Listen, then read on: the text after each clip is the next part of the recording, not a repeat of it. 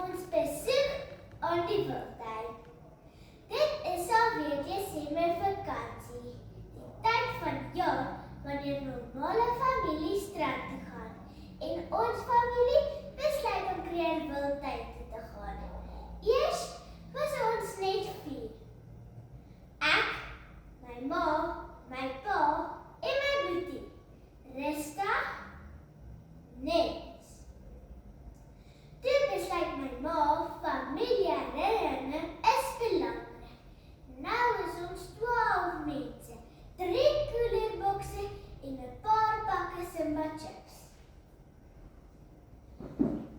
Ouma en oupa klip eers in.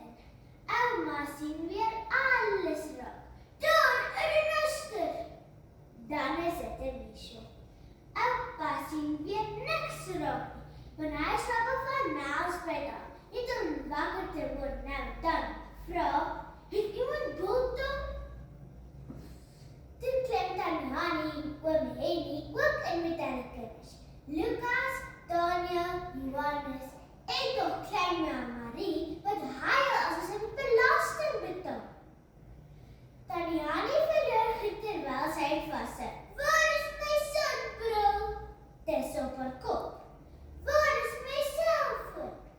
Dis in haar hand.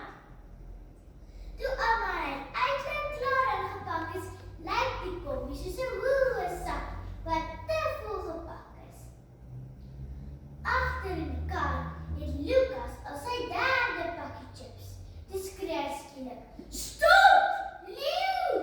My pa trap swart rem en afhappe by die venster uitvlieg." Almal druk teen die vensters. Daniel kyk 2 sekondes. Dis 'n klip. 5 minute later, "Stop, olifant!" Nou